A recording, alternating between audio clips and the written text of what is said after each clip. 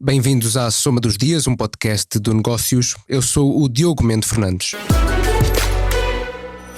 Neste episódio olhamos para o Rally de Natal em Wall Street e o desempenho dos principais índices nos Estados Unidos e também para o impacto das políticas de Trump e do caminho da política monetária da Reserva Federal. Depois, as previsões económicas do Banco de Portugal, que contrastam com as do Governo. Vamos ver se o Governador estará a ultrapassar o seu mandato como supervisor. Comigo estão o Paulo Ribeiro Pinto e a Carla Pedro. Esta é a Soma dos Dias.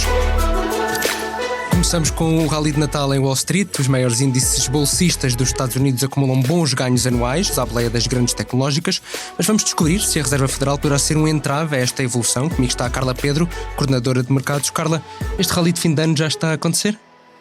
Está sim, está desde finais de novembro. Este é um período marcado por maiores compras e maiores investimentos. Começa normalmente com a Black Friday, no final de novembro, logo a seguir a Ação de Graças. Depois vem a Cyber Monday, são alturas, e fecho de contas das empresas, são alturas de muita movimentação e que também dão ganhos às bolsas, e este ano não está a ser exceção. Estamos a ter um rally de Natal com um bom volume de compras e com os índices de Wall Street, os três principais índices, todos a superarem patamares importantes. E há algum que destacas? O Nasdaq, o índice tecnológico, tem estado em grande destaque nos últimos tempos, a seguir à eleição de Donald Trump, porque a era Trump 2 traz cortes de impostos para as empresas, menor regulação, tem ajudado muito todas as cotadas, mas e a seguir à eleição, nas eleições de 5 de novembro, houve um grande salto em vários patamares dos vários índices, e a 11 de dezembro o tecnológico Nasdaq superou os 20 mil pontos, também a contar com um corte que se verificou na reunião de 18 de dezembro da FED, com mais um corte de juros. Tem estado a ser impulsionado também o Nasdaq pelo facto de 70% dos seus ganhos provirem dos próprios ganhos das contas das suas cotadas, e elas estão a ter um grande ano. A Nvidia, que é a cabeça de cartaz das chamadas 7 magníficas, ganhou 238% o ano passado e este ano já acumula uma subida de 171%, por isso tudo isto tem estado a dar gás ao Nasdaq. E também a Fed, obviamente, porque o setor tecnológico é um setor altamente endividado e os cortes de juros ajudam estas cotadas nesse sentido. Mas a FED sinalizou agora que poderá cortar só 2 vezes juros em 2025 ao invés das 4 que estavam previstas. Isso pode ter um travão? Pode ser um travão este rally? Sim, e já se notou na própria sessão de ontem. Hoje está a haver uma retoma, uma correção técnica, mas ontem os principais índices de Wall Street caíram todos, quando a FED nas suas projeções estimou um aumento da inflação no próximo ano e recuou nas estimativas de corte de juros no próximo ano. Nas projeções de setembro, que tinham sido as mais recentes, projetava uma redução da taxa dos fundos federais 4 vezes no próximo ano, e agora já só estima que seja de 2 vezes. Obrigado, Carla. E agora olhamos também para as previsões económicas do Banco de Portugal. O supervisor surpreendeu ao ser a única entidade a prever um déficit no próximo ano, ao invés de uns 70, uma estimativa que poderá até, em último caso, ter implicações políticas. Comigo está o Paulo Ribeiro Pinto, editor de Economia do Negócios. Paulo, estamos a aproximar-nos do final do ano. O que é que podemos esperar destes indicadores económicos? Olá, antes de mais, as previsões de qualquer entidade, sobretudo nacionais, são sempre passíveis de leituras políticas, muito mais do Banco de Portugal, que tem um impacto grande na vida pública e na vida política nacional. Fazendo esta nota, o que é que nós podemos esperar deste ano? Segundo as previsões feitas e atualizadas agora pelo Banco de Portugal no boletim de dezembro, podemos esperar uma economia bastante robusta no final deste ano, com um crescimento acima de 2% e convergindo bastante acima do que é a média da zona euro, convergindo, portanto, com o resto da Europa.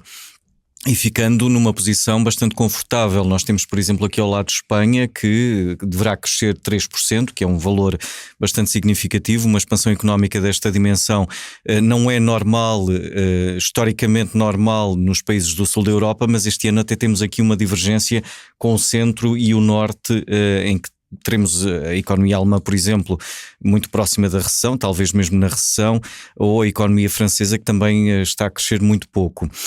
Dito isto, podemos esperar um ano bastante bom, é um ano positivo em termos macroeconómicos, do cenário macroeconómico. A inflação está a aproximar-se, ainda que se calhar mais lento do que era suposto, dos 2%, a meta dos 2%. O emprego está estável à volta dos 6%. A redução da dívida pública é extraordinária, porque não só conseguimos em 3 anos ficar abaixo dos 100% do PIB, mas também continuamos a ter uma queda e um perfil de queda bastante acentuado. Devemos chegar ao final deste ano à volta dos 90 e pouco por cento, no próximo ano 86, 88, não andará muito longe destes valores.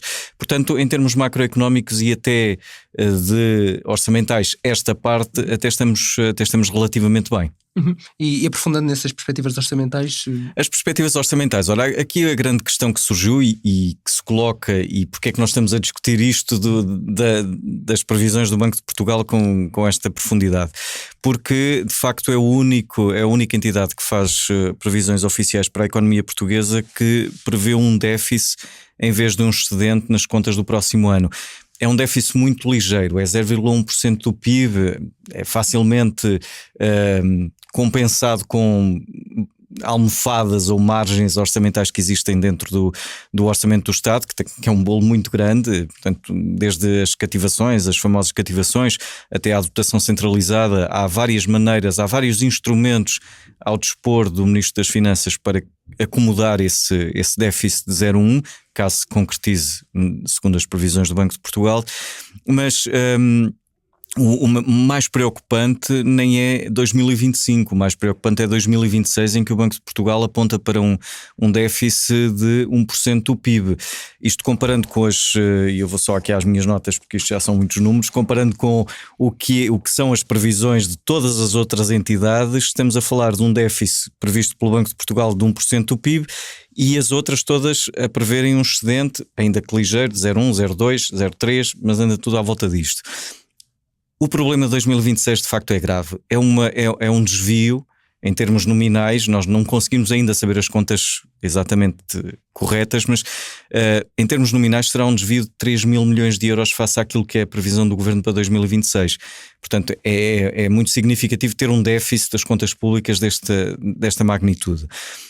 O problema aqui, e o Negócios questionou o Banco Central português sobre como é que chegavam a este valor de 1% em 2026, e não conseguimos ter essa resposta, e a resposta do Banco de Portugal, a resposta oficial, é que não divulgam os pressupostos que estão subjacentes a estas previsões, porque também o Eurosistema não o faz. O Eurosistema é o Banco Central Europeu, e portanto eles o que justificam é: não podemos divulgar os pressupostos macro-orçamentais que estão na base de chegarmos a um déficit de 1% do PIB, porque o Eurosistema também não o faz.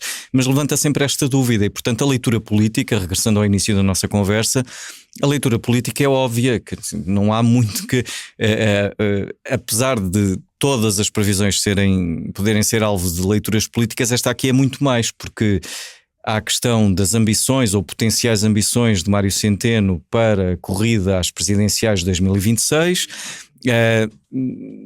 Mário Centeno é do Partido Socialista, o governo é o governo da AD, portanto o CDS e o PSD. Aliás, os dois partidos vieram logo dias depois, em declarações ao Jornal Público, manifestar estranheza com estas previsões, que o Primeiro-Ministro até lhe chamou que estavam em contramão com todas as outras, apesar de o Primeiro-Ministro ter dito: bom, enfim, em 2025 nós conseguimos acomodar e podemos ajustar aqui algumas políticas públicas ou algumas políticas orçamentais que ajustem para este valor.